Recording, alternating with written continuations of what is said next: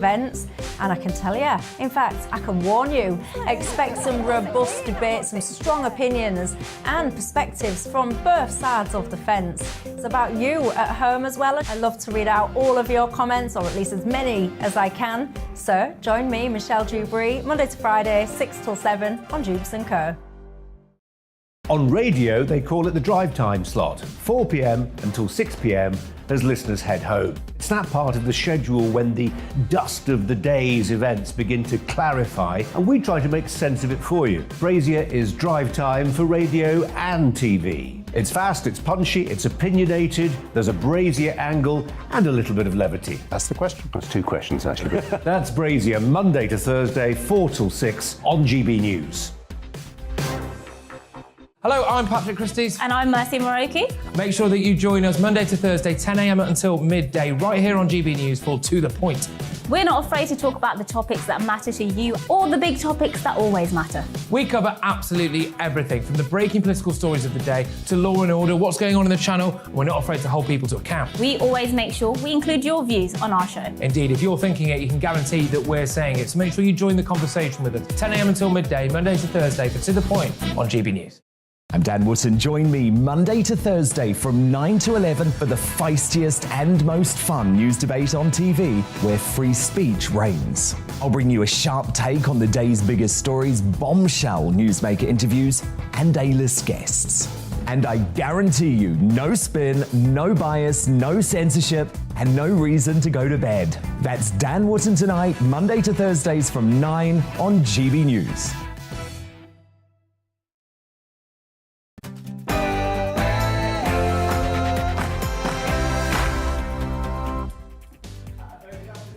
Welcome to the briefing this lunchtime. We've got an hour of the latest political news, debate and analysis here on GB News. I'm Dan McCaffrey, and here's what's coming up between now and 1 o'clock. Yes, there is only one story still in town. We'll be discussing, of course, those fines that the Prime Minister and the Chancellor received yesterday for breaking lockdown rules. Does it matter to you? It comes as members of the government have closed ranks around the PM, while the opposition are calling for him to resign. We'll be hearing all views across the next hour, including Conservative and Labour MPs. And we'll also be hearing from you at home as well. With local elections in less than a month, how will this affect the way that you vote? Our reporters are out and about in constituencies around the country to hear what you think about this. And you can also email me as well, gbviews@gbnews.uk, or tweet me at gbnews. All that between now and 1 p.m. But first, at the top of the hour, here's Rosie Wright with the news.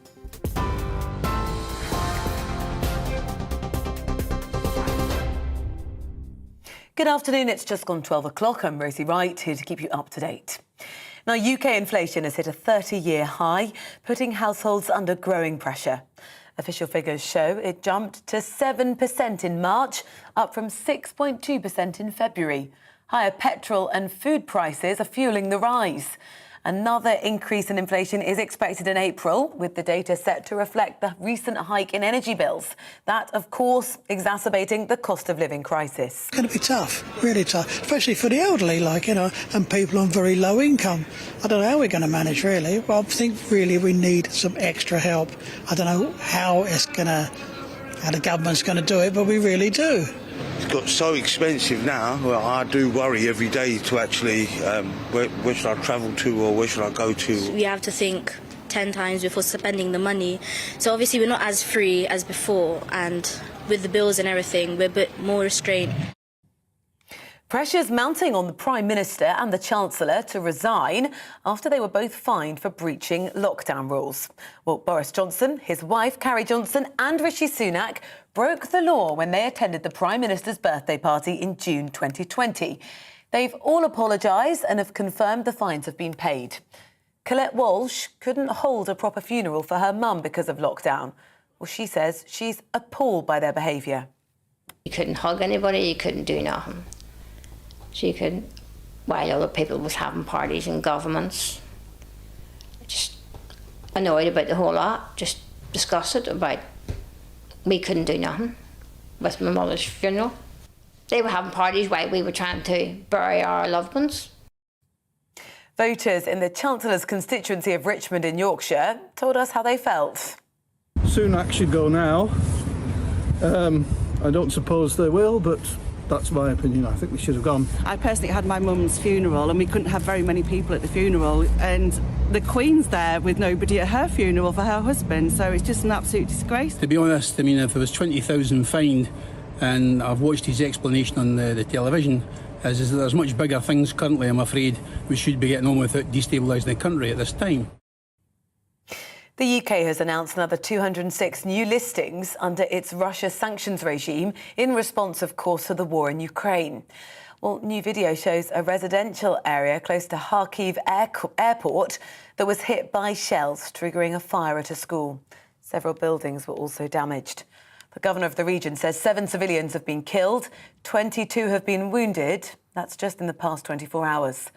In his latest address, President Zelensky said Russia is using phosphorus bombs in the country. Do you remember how Russia boasted that they would capture Kyiv in 48 hours? Instead, Ukraine has been repelling the enemy for 48 days. Today, it's worth remembering this. The terrorist who killed Sir David Amess is due to be sentenced shortly at the Old Bailey. Ali Harbi Ali was convicted of murder and preparing terrorist acts. He stabbed the Conservative MP at a constituency surgery in Leigh-on-Sea in October last year. The judge, Mr Justice Sweeney, who could impose a whole life sentence, that would mean Ali will never get released. We're expecting that in the next few minutes. Now, people carrying certain drugs used to spike drinks will now face harsher sentences. The date rape drug, GHB, along with 2 other related substances, have been reclassified as Class B. That means those found with them in their possession face up to 5 years behind bars. Those involved in supply and production of them face up to 14 years in prison. The Home Secretary, Priti Patel, says the changes will improve safety. Another P&O Ferries boat has been detained, casting doubt on whether the firm will run services between Dover and Calais before Easter. The Maritime and Coast Guard Agency says the Spirit of Britain is not being allowed to sail after an inspection identified several safety issues. P&O Ferries suspended business on its Dover-Calais route after nearly sacking 800 staff in March. It said sailings would remain cancelled until Good Friday at the earliest. EasyJet's blaming delays on staff security checks for their recent flight cancellations. The chief executive says the company's waiting for the Department of Transport to give around 100 new employees permission to work. Well, meanwhile, Flybe, which went into administration more than 2 years ago, has resumed flights after being bought by a company linked to a US hedge fund. You're up to date. This is GB News. I'll bring you more as it happens. Now let's head to Darren for this Lunchtime's briefing.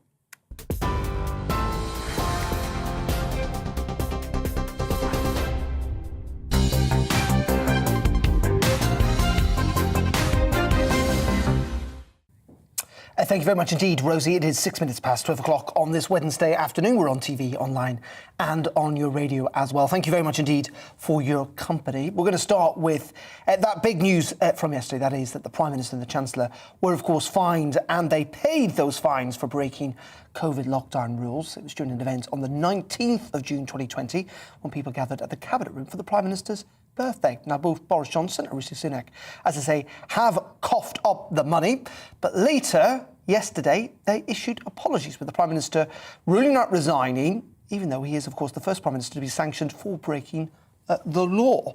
Though all in all, as some of his defenders have pointed out, the event was widely reported in the Times newspaper at the time, and no one complained. But let's listen to what the Prime Minister had to say at Chequers yesterday afternoon. I say immediately that I've paid the fine, and I once again offer a full apology. In all frankness, at that time, it did not occur to me that this might have been a breach of the rules. But of course, the police have found otherwise, and I fully respect the outcome of their investigation. As the Prime Minister speaking yesterday, I speak to Brendan Clark-Smith. He's the Conservative MP for Bassetlaw and joins us down the line now. Very good afternoon to you, Brendan. Prime Minister obviously apologising yesterday. Was that enough for you? I think so, Darren, and I think also the Prime Minister had apologised previously to the House of Commons and to the public about the same incident. Really, I think you could have an argument as to whether it should merit a fine or not, the birthday cake at the desk and so on. But and some people would probably feel pretty aggrieved if they got that. But the Prime Minister's held his hands up. He's accepted it. He's accepted the judgment of the Metropolitan Police and respected that, paid the fine, and said sorry, which I think was the right thing to do. And hopefully we can draw a line under this and move on to other issues now. Well, the problem is, in many ways, though, that's the big problem, isn't it? That we can't draw a line under this because the police investigations do continue. I mean, there are allegations he's attended other parties. He may well get fined again and again and again. It's possible in all of this. Now, there are other circumstances where you think an apology wouldn't be enough, that actually, if it was repeated offences, that he would have to resign at that point, or irrespective of whatever comes out, he should just stay in post. Well, I think the Prime Minister, when he spoke to the Commons and when he spoke to everybody else, he's been very clear that when he's thought that he's been doing the right thing, he's been following the guidance, and when it's been said that he hasn't done, he's apologised for that. And again, I think that is the right thing. I can't really speculate on the Met's investigations and what else they're really going to be looking at. I won't know until they've actually concluded that, obviously. But certainly from my perspective, I fully support the Prime Minister. I think he's been doing a good job with other things, and I think he's tried to be, as honest as he can with the information he's got available to him. Well, but isn't that the extraordinary thing, though, Brendan? Because no one else could do that in the face of the law. If the police were going to give you a fine, you couldn't say, well, I didn't know I wasn't breaking the rules. I mean, the ignorance is not a defence when it comes to our legal system, not least of all when you're the very person who've drawn up those rules. Did you get the anger of some members of the public who frankly don't understand how the man who came up with the rules didn't know that he was breaking them? I do, Darren. I get that. And I think we've done a lot of the right things during the pandemic with the vaccines and so on, but there are things that we could have done better. I don't doubt that at all. And maybe further clarification of those rules that we did put out for people. Maybe there were too many grey areas. Maybe they were too open to interpretation there. Some people have compared fixed penalty notices to speeding fines and so on. I suppose sometimes, you'll do the wrong speed and you'll get caught for one of those. The fact of the matter is whether you thought you were doing the right speed or not. If you've broken the rules there, then you hold your hands up, you apologise, you pay the fine, as I would do, and that's what the Prime Minister's done. But of course, he's also implemented all the recommendations from Sue Gray so far. We know that there's been a bit of a culture there around Downing Street, which of course employs hundreds and hundreds of people. But at the same time, the Prime Minister can't supervise them all. But he is the head of the government, of course. He is the Prime Minister, and he's taken responsibility for that. So I think that's what this is about today, which is why, again, he was right to apologise. He's right to take responsibility for it. But let's at least put it in perspective. I think the cost of living, what's going on in Ukraine, people's energy bills, these are the things that we really want to be talking about. Indeed, and we will be doing that later on in the programme. I suppose, it wasn't Theresa May, your former leader, the former Prime Minister, right, when she asked that question of Boris Johnson, that either he had intentionally broken these rules and was misleading Parliament, or that he'd done it unintentionally but hadn't understood the rules himself. And it does seem that we are in that extraordinary position that Theresa May pointed out, that the Prime Minister didn't understand the laws that he was imposing, really tough laws on millions of people, and may have broken them repeatedly.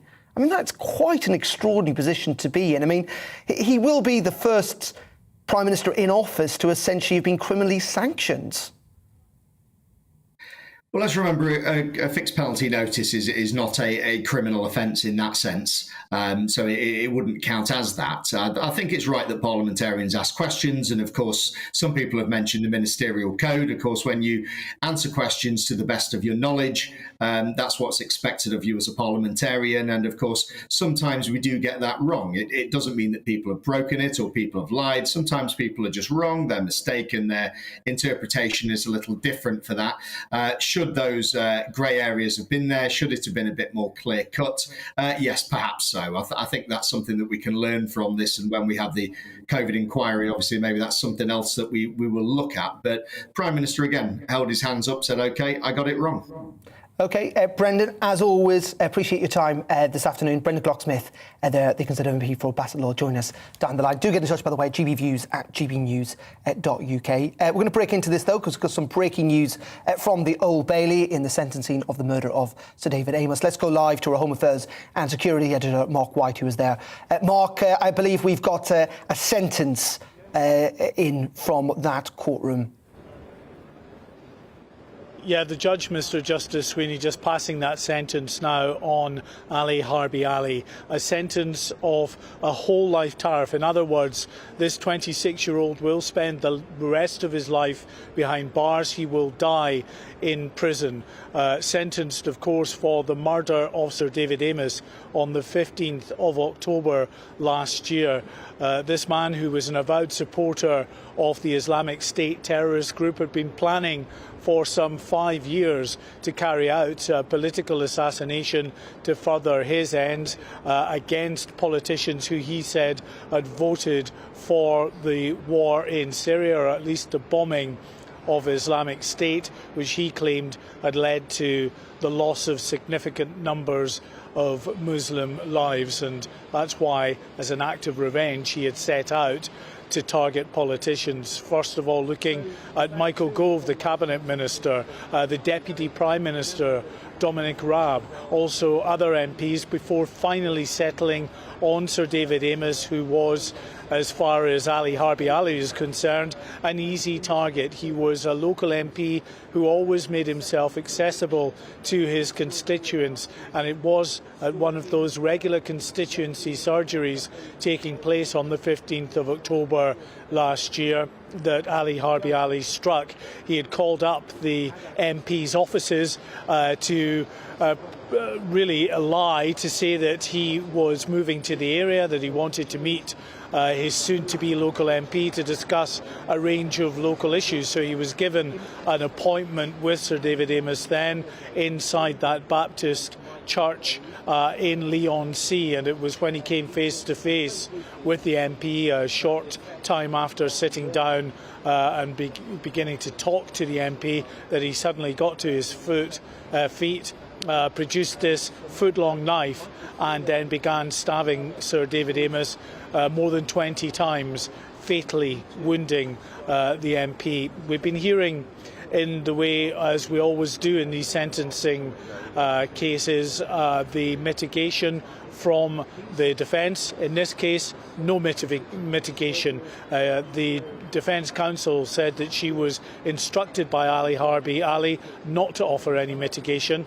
The prosecution set out the aggravating factors, including the victim impact statements. Now, the family's victim impact statements, normally you would hear from them in public, but they requested that those victim impact statements should not be read out publicly, and the court agreed to that. So we're not privy to what exactly they said in those impact statements, but we did hear a few other impact statements, including one from Julie Cushion, who was the constituency assistant to Sir David Amess, and she said that pretty much every day she passes that Baptist church in Leigh-on-Sea because she lives nearby, and it's a constant reminder to her of the terrible events on the 15th of October.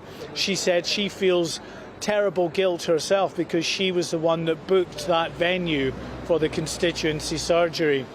She also said that she will never forget the screams that were made by Sir David Amess as he was being stabbed to death by Ali Harbi Ali, and will never forget the look on this young terrorist's face as he was led from the church hall by police into custody. It was, she said, a look of smugness and a self-satisfied look, as I say, one look that she will never forget. The judge, in passing sentence, said that the aggravating circumstances were such that a whole life tariff is warranted. Now, we've been hearing from Nick Price, who is the Crown Prosecution Service's special investigator for terrorism offences. He was giving his reaction a short time ago to the sentence.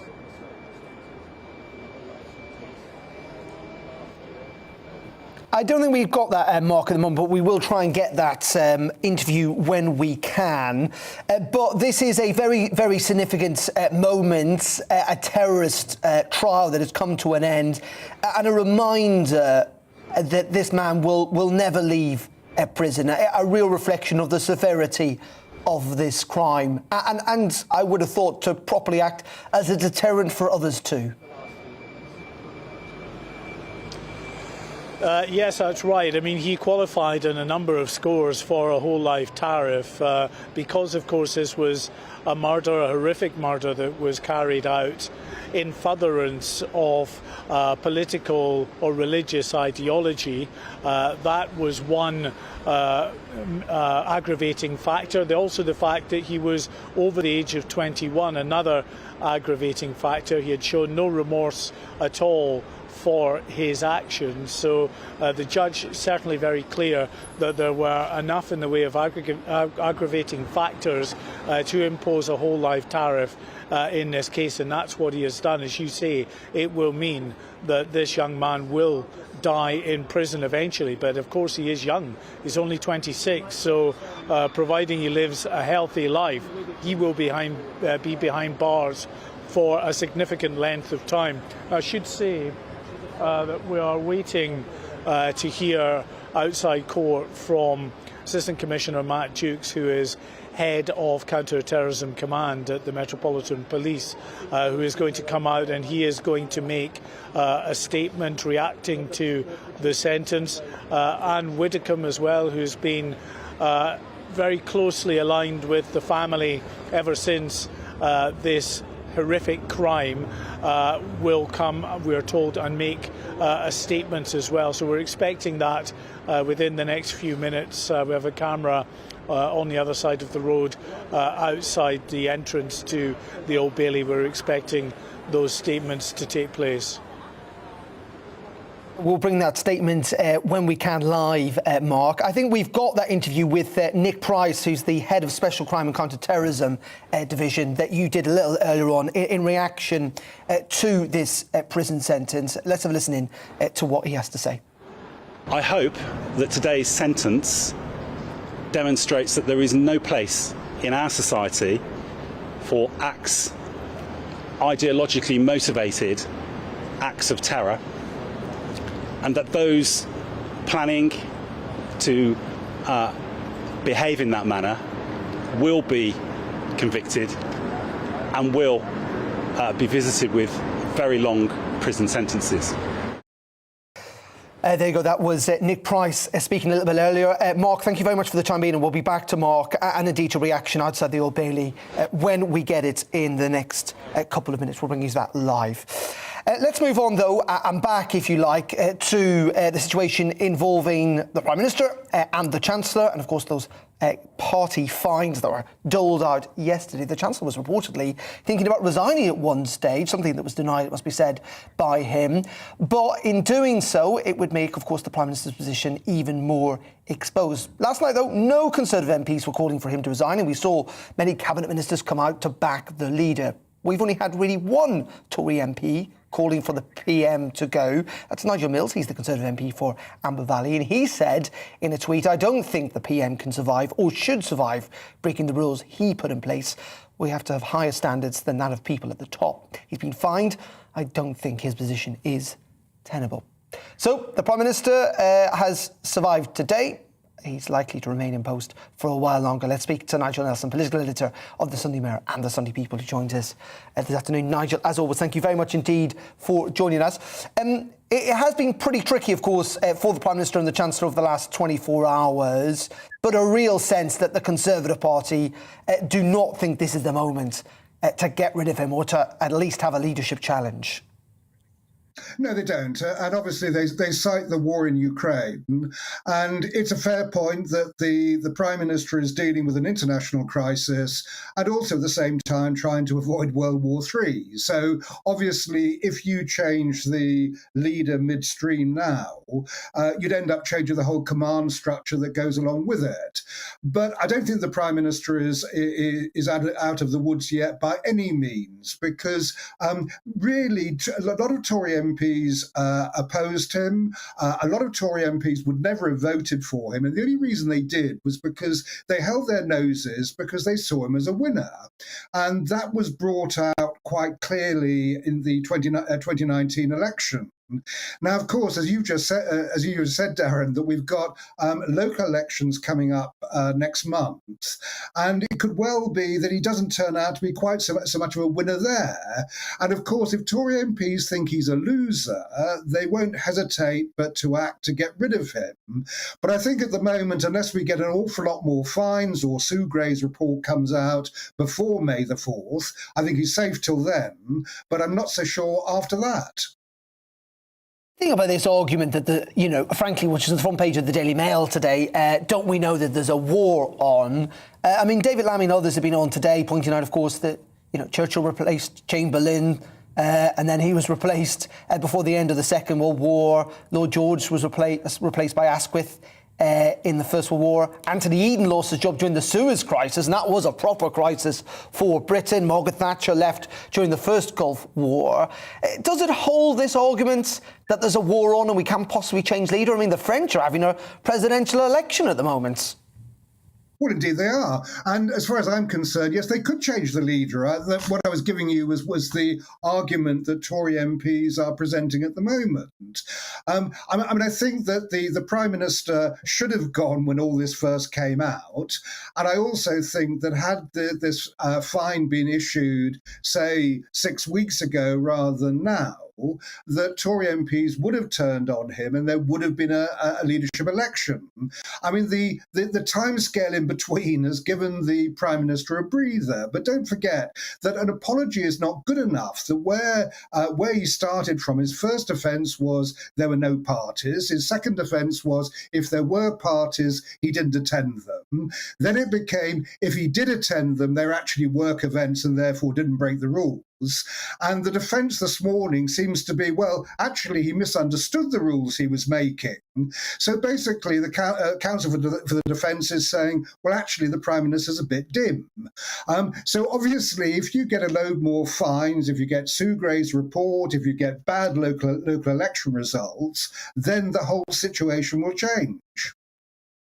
Very finally, Nigel, though, many people have written off Boris Johnson before, many times. I mean, people were writing him off only a matter of months ago, and he's still in situ. It's entirely possible that he rides this out. It's entirely possible that he leads the Conservative into the next election. It's entirely possible he wins that election. He is a very good campaigner, and there are, frankly, still a lot of people out there who really quite like him. Yes, I mean, all those things are possible. I just don't think they're terribly likely. And at the moment, I think the decision very much about Boris Johnson's future really is in the hands of the voters, which is where it should be, of course, in a democracy. So if next month they turn around and say, look, the national leader has lost our trust completely, therefore we cannot trust the Tory party, and they don't vote Conservative, and you end up with the Tories losing an awful lot of local council seats, the whole position changes. But as you know as well as I do, Darren, that politics is a strange thing. You can go up and down pretty quickly. Look what happened to Rishi Sunak last week. Yeah, indeed. 1 minute you're the best thing since sliced bread, and the next minute you're toast. Nigel, as always, thank you very much indeed. The man with the most impressive bouquets in Britain, Nigel Nelson, there joining us from Kent. Thank you very much. Do get in touch, gbviews@gbnews.uk, whether you agree with Nigel, whether you agree with Brendan Clark-Smith, whether you agree indeed with the Labour Party, because let's now speak to Steve Mccabe. He's the Labour MP for Birmingham Selly Oak. Of course, Labour are asking for Parliament to be recalled in all of this. Steve joins us down the line. Thank you very much indeed for joining us. Why do Labour want Parliament recall when fundamentally the position of the Prime Minister will be, frankly, up to Conservative backbenchers to decide in reality? Well, I think there are two reasons for having Parliament recalled at the moment. There is obviously the issue relating to Ukraine. But as far as the Prime Minister is concerned, I think he owes Parliament an explanation. This is a man who has misled Parliament. Steve, I'm really sorry about this. Steve, I'm really sorry. We're going to have to interrupt you. We will come back to you. We're going to cross back over to the Old Bailey, where the police are now talking about the sentencing of Ali Harbi Ali in relation to the death of Sir David Amos. Nothing will ever compensate for that. We will wake each day and immediately feel our loss. We will struggle through each day for the rest of our lives. Our last thought before sleep will be of David. We will forever shed tears for the man we have lost. We shall never get over this tragedy. It breaks our heart to know that our husband and father would have greeted the murderer with a smile of friendship and would have been anxious to help. How sickening to think what happened next. It is beyond evil. Our thanks go to the police, in particular the 2 officers assigned to the family during this dreadful time. Our thanks also to the legal team who worked so tirelessly to ensure that justice was done. Our special thanks also to the many, many friends and family, and of course the general public, who have been a source of so much strength and love to us since David died. Somehow, we now have to move on with our lives, although none of us really knows where to begin. We would refer to the statement made by our family immediately after this tragedy. Our message remains the same. We appeal to everyone to treat their fellow human beings with kindness, love, and understanding. This is needed more than ever now. We now ask for privacy to rebuild our lives as best we can. There will be no further statements, interviews, or indeed any comment. We ask the media to respect this. Thank you. Sir David's family and loved ones have shown tremendous courage since his murder. The conclusion of the trial ends this chapter, but going forward, they and Sir David will remain in our thoughts. During this trial, we have heard how Sir David came to cross paths with a terrorist who had a settled plan to carry out an attack in the UK. It's clear that the man who begins a life sentence today is a cold, calculated and dangerous individual. His attack was stopped by 2 Essex police constables who apprehended this dangerous man whilst he was still armed with a knife he had used to kill Sir David. Their actions were nothing short of heroic, and they undoubtedly prevented others from being harmed. Their bravery and the bravery of the members of the public who witnessed the incident, called 999 and provided invaluable information to the police was remarkable. None of that, sadly, can change the tragedy of Sir David's murder. He was an honourable man who gave everything for his community and who loved his family. Sir David was callously and senselessly murdered, working in his constituency as he had done over a distinguished political career of nearly 40 years. In the aftermath of Sir David's murder, I spoke with many MPs who, despite their shock and concern, went back into their constituencies, just as Sir David had, to serve their communities.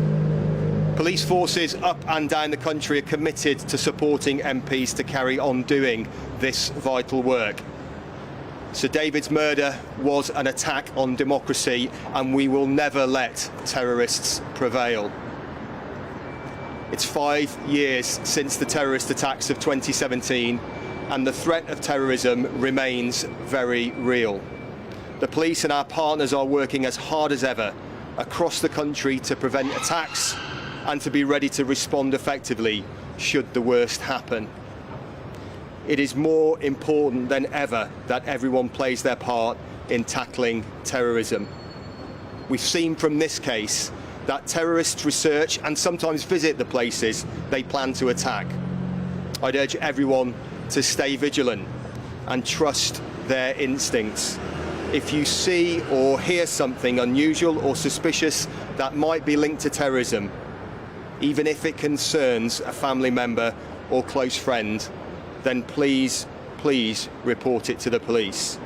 Your information might just prevent an attack and save lives. Thank you. There we go. That is Matt Jukes, who is an assistant Met Police Commissioner. He's currently, obviously, working as the head of counter-terrorism units, reading messages there on behalf of Sir David Amos's family following the sentence there, a whole life sentence for Ali Harbi Ali at the Old Bailey. He will spend the rest of his life in prison following the terrorist attack, the murder of Sir David Amos at the end of last year.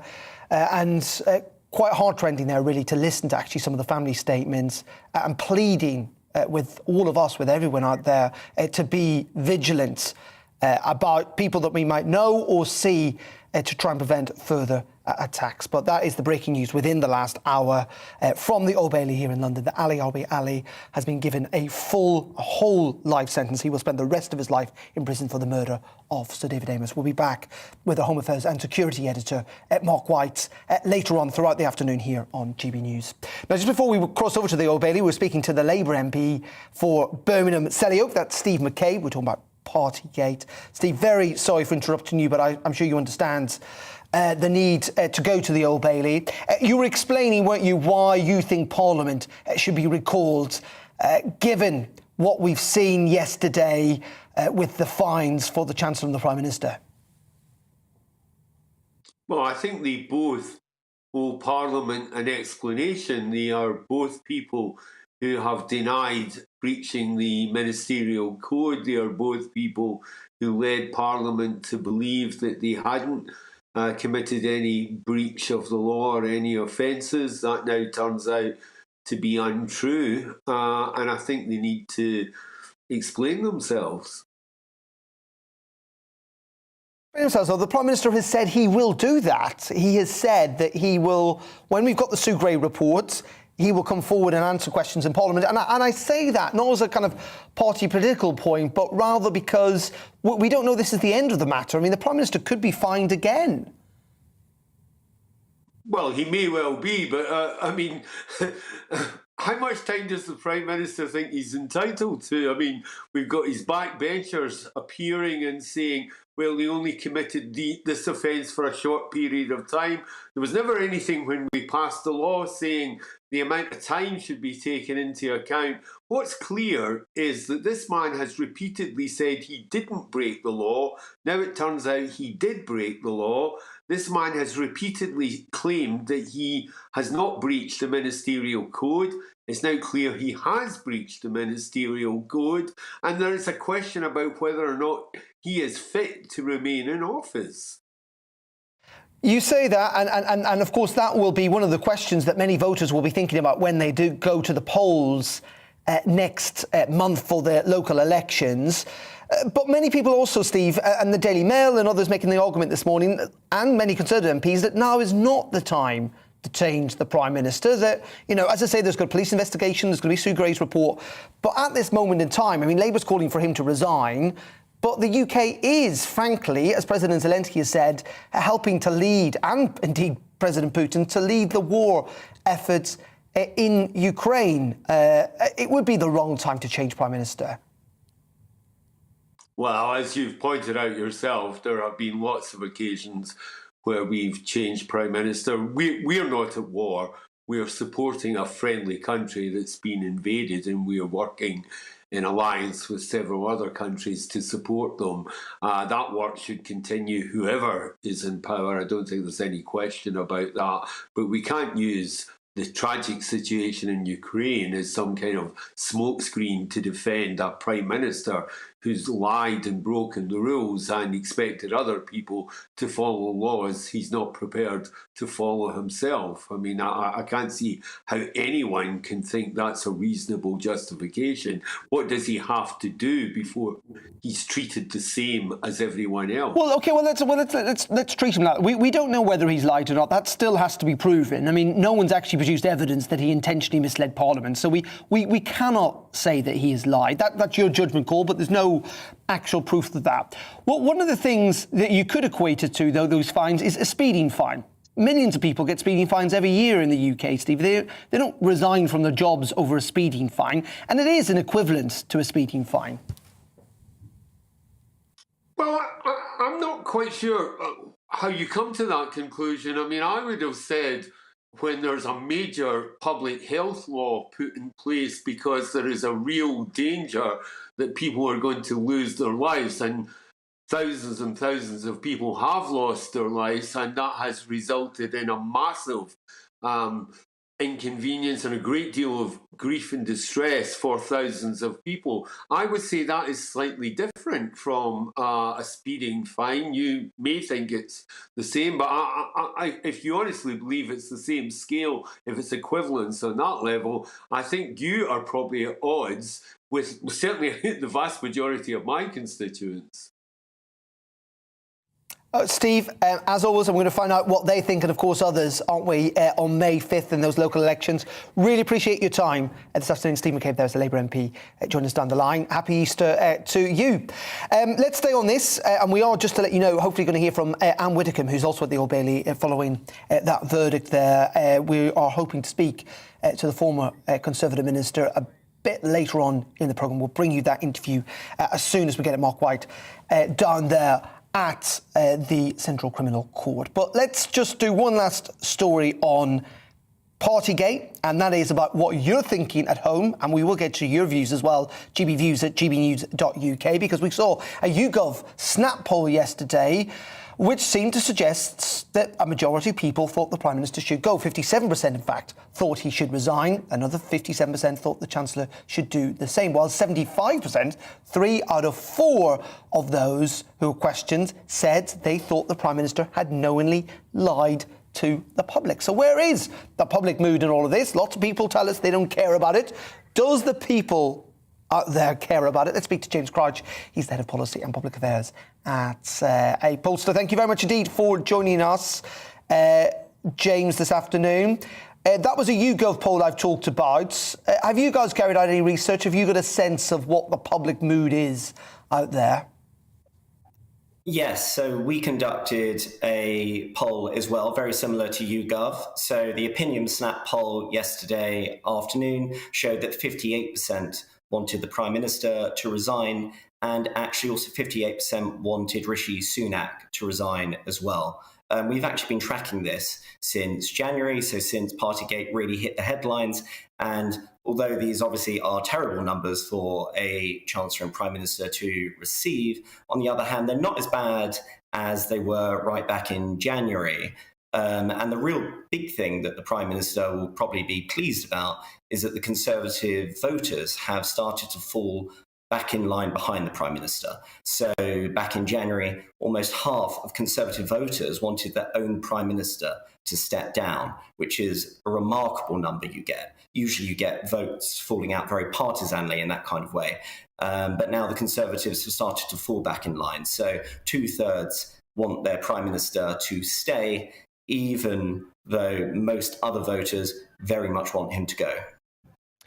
It's interesting, isn't it? Because we saw a big divergence in the polls back a couple of months ago. They have narrowed since. Is this a sense then, James, as how you judge it, and you look at these figures every day, that actually this might not have a very significant impact, certainly in 2 years' time when there's a general election?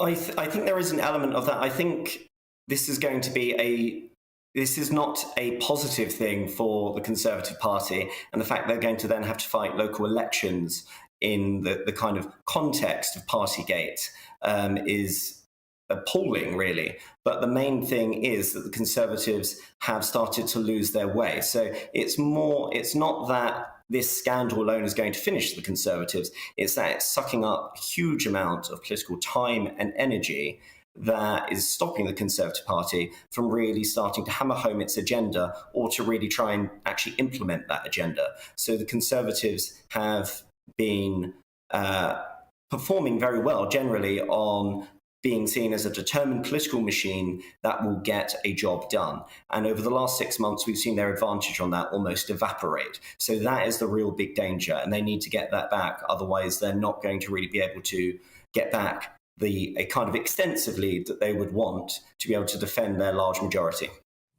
Let's look, if we can, to the local elections, because they are only a matter of weeks away. Now, Many people would say, actually, that these local elections shouldn't really concern the Conservative Party too much because they're not defending that many seats, though London could be a problem. There's a possibility they may well lose Westminster and Wandsworth, which they've held for decades. Is that fair that, you know, Labour are expected essentially to do well next month and the Conservatives aren't really defending that many seats? Well, yes, if I was Labour Party, I would really be trying to play the expectation game down about those kind of large number of gains that people think they might get. So on one hand, yes, we're comparing back to 2018, so that wasn't the best year for the Conservative Party. So the gains and losses aren't going to be huge if you're using that as a baseline, and also most of these elections, not all of them, but most of them are in metropolitan areas, big cities, and those are areas that Labour tends to do relatively well in anyway. So there isn't huge amounts of space for the Conservatives to lose hundreds upon hundreds of councillors. On the other hand, for election watchers such as myself, the really interesting thing will be spotting some of those trends. So even in the last 4 years, we've seen some really big movements amongst especially those kind of, for a better term, kind of conservative Remainers, those kind of young graduates. Maybe they backed Cameron and they abandoned May. They really, really weren't a fan of the Johnson offering in 2019. So we've already had a kind of idea that is the kind of general direction of those types of voters. And even though we won't get huge amounts from the Red Wall, at least the Red Wall that Johnson won in 2019, we will get quite a lot from, as you say, the Wandsworth, the Westminsters, the places where the Conservatives have been doing quite badly now for a few years. And it's all about, well, can they arrest that trend? Can they stop that fall any further? Or should the Conservatives be looking at basically hollowing out their old heartlands when it comes to the next general election? That will probably scare Conservative MPs, or at least those in the home counties, more than losing Red Wall seats, which also should terrify the Conservative Party as well, but we won't get as much of that this May. Fascinating stuff, James. Thank you very much, as always, for your analysis. James Crouch there joining us down the line from Central London. Thank you, James, indeed. Lots of you getting in touch this afternoon, unsurprisingly, very motivated one way or another by Partygate. GBViews at gbnews.uk. John says, please, please, please stop talking about this. It's only a small number of Remainers who are interested. The rest of us wanted to go away. Mark says, I think one of the problems is that Boris has always been a clown-type figure. This comes from the media and Boris himself. He had a party, regardless of whether he broke the law. The public perception could be seen as it's typical Boris. I think he and the Chancellor should resign. We can do so much better. No one is irreplaceable. And Steve says the Tories are the worst corrupt, wasteful, lying, arrogant government in history.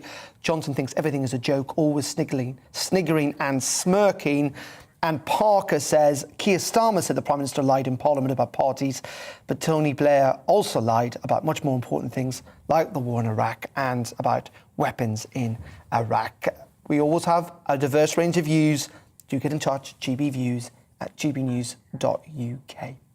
OK, it is 40 minutes to 1 o'clock. You're listening to the briefing here on GB News. Thank you for your company. We're going to stay with this now because we're going to go to the constituencies of both the Prime Minister and the Chancellor to hear about how these fines have impacted what voters think of them. Let's go, first of all, to Alice Porter, who is in Uxbridge, that's the Prime Minister's, of course, constituency. And as you can see, Anna Riley is in Richmond in North Yorkshire. Talking to the public as she goes. But first, let's go to Alice. What's the mood there in West London? Hi there, good afternoon. Well, Uxbridge and Ruislip has voted Conservative ever since the seat was created in 2010. Boris Johnson has, of course, been the MP here since 2015. So in theory, this should be an area where there's a huge amount of loyalty to the PM. But I have to say, sometimes when people are the most loyal, they can also be the most disappointed. And that's definitely what I've got gleaned from speaking to people today. I thought I'd have more people coming over to me and saying that, oh, it's a bit of a storm in a teacup, or, let's just let the last couple of years slide. But actually, every person I've spoken to say they're really frustrated at the Prime Minister and his behaviour, and say that they're incredibly disappointed. I was speaking to some people this morning. This is what they had to say about Partygate. I work in a care home, and You know, we were just in lockdown just a few weeks ago because we had the virus again, and I see the effect on family members, and to think that they were partying, it's wrong. I just think it's really unfair because obviously they're telling people that they can't go to funerals, they can't go and see their loved ones. You've got people's mental health suffering, and then the male suicide rate is going up and up. And I think it just shows a real lack of respect that they have for the public, because obviously they're doing their own thing and then telling us another thing. If he's going to set the rules, then he's got to stick to the rules. You know, he's the same as you and I, same as anybody else. You get done, you're going to have to pay for it. So he's got to own up to it and, yes, I did wrong, and get it paid. Well, he's let a lot of people down, you know, and he lied to everybody, you know, and he just done what he liked and people suffered. And you can't accept that, you know. Do you think he should go? Yeah. Fascinating stuff. That's the mood in West London. Alice, thank you very much. Let's go to Richmond in North Yorkshire. Anna Riley is there. Anna, what's the view up there? Good afternoon, Darren. Well, it's a real mixed response. Rishi Sunak has been the MP here since 2015, and it's certainly been a difficult week for him, hasn't it? It's come with, last week there were questions around his wife's non-dom status, his ownership of a green card, and now obviously with the latest partygate revelations and his fine. Now, people here have a real mixed response as to what they think Rishi Sunak should do next. Some people have said that he should step down, others have said he should stay in post, and this is what they had to say. Sunak should go now.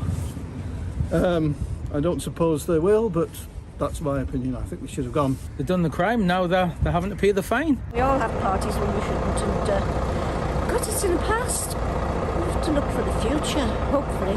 I just think it's an absolute disgrace, really, when everybody else was sort of going by the rules, and we all lost people at some point during that last 2 years, and none of us could do anything about it. We couldn't see our people or anything like that, and I personally had my mum's funeral, and we couldn't have very many people at the funeral, and the Queen's there with nobody at her funeral for her husband, so it's just an absolute disgrace while they felt they could party on while none of us could. My view is I understand fully why people are really annoyed with the situation, but to be honest, I mean, if there was 20,000 fined, and I've watched his explanation on the television, is that there's much bigger things currently, I'm afraid, we should be getting on without destabilising the country at this time.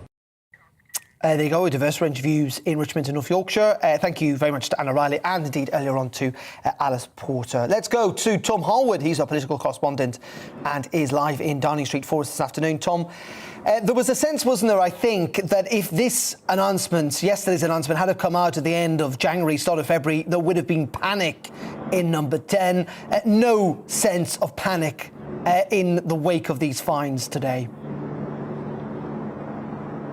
No, perhaps a sense of concern about what may now be to come, the implications of what might go on from now, but as a result of the fixed penalty notice order issued yesterday by the Metropolitan Police, it doesn't feel like things are on the sort of precipice that they were several months ago. Events seem to have overtaken the magnitude of what happened in the buildings behind me in June 2020, when this particular fixed penalty notice order has been issued for. However, the implication of what this fixed penalty notice may lead to may be of a greater concern for those strategising about what happens next. The low-level event that this has been issued for, the fact that it was a number of people in the cabinet room, people who worked together, and of course the Prime Minister's wife, let's not forget, who walked in with a cake for the Prime Minister for 10 minutes, a small birthday gathering. I understand actually earlier in the day he'd been given a cake by school children at a school that he had visited. It doesn't seem like the biggest transgression, and certainly people in the building behind me did not think it was against the rules. Many commentators are fairly surprised as well that this is an event that has elicited a fine. However, the implication of that is that there may be more fines on the way, almost certainly more fines on the way for other events that the Prime Minister may have been implicated in. And if those begin to start, if those fines trickle out over the next few weeks, well, the situation could become more difficult. I believe that the cake didn't even leave the Tupperware box, if some inside the room are to be believed, Tom. But you're entirely right in pointing out that this is not the end of the matter. The Prime Minister could be fined again. We think there are pictures. Dominic Cummings seems to suggest up to 300 pictures of alleged parties. And there is that Sue Gray report, which could be damning too. There certainly is. Sue Gray will not release her full report until the investigation has concluded. The Metropolitan Police investigation has concluded, which could still be some weeks yet. Now, the fact that they have not yet concluded, they've been at this for quite some time, may suggest they've got a wealth of information to go through, but it may suggest that some of these events are not particularly clear-cut, that there's ambiguity in between what was going on with people in the building behind me. Work colleagues, of course, are there for work. At what point does a meeting turn into a social gathering? If you're all in the same room anyway and you sort of stick around afterwards for a natter, does that become something that is against the rules? It's a very blurred area in some of these cases, and potentially that's dragging this investigation on. But yes, you're right. When the Met Police conclude their investigation, finally, then Sue Gray will be able to release her full report, and that will be for public consumption. No more guessing about the implication of what is going on with private communications between the Met Police and those they issue fixed penalty notice orders to. But after that, of course, the Prime Minister has said he will return to the House of Commons and address these issues in full. That will be a fascinating moment in the House of Commons once Sue Gray's official report has come out. And I must just apologise. I don't know if you can hear any. No, it's on behind me. Protesters have just turned up outside number 10, blasting "Fight for your right to party." Indeed, it sounds like there's a party. I was going to say in Downing Street, just outside the gate at the other end. Tom, thank you very much indeed. Tom Howard there joining us from Downing Street.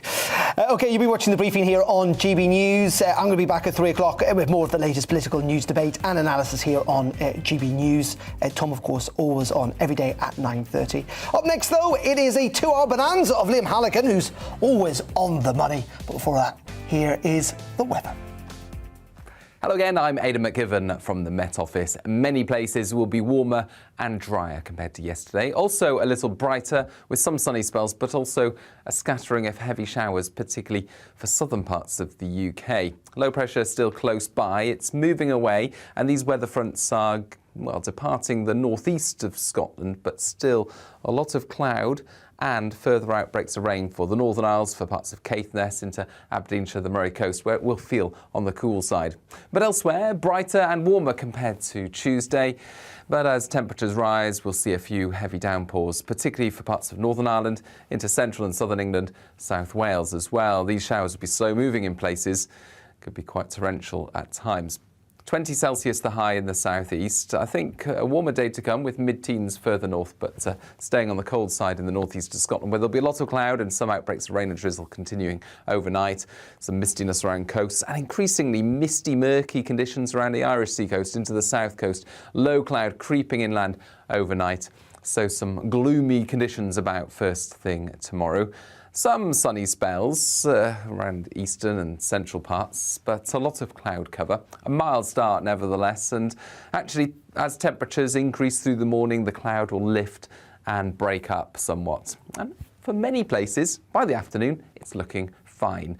A lot of dry and bright weather, and a little warmer once again, 21 or 22 Celsius in the southeast. We're looking at 14 for Glasgow, 13 for Belfast, and for the vast majority it's dry, but for Northern Ireland, for Western Scotland, here the cloud thickens. We'll see some outbreaks of mainly light rain and drizzle approach from the west, but that's really the extent of the rainfall on Thursday, apart from the odd shower possible over East Anglia and Lincolnshire.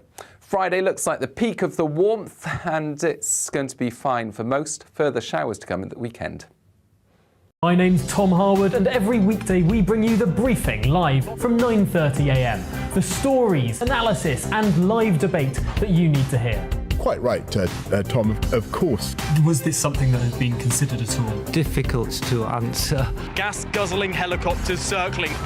Noise is being made here. Joe Biden walking out. Thank you very much for joining us. Don't miss it. The Briefing with me, Tom Harwood, Monday to Friday, 9:30 a.m. on GB News.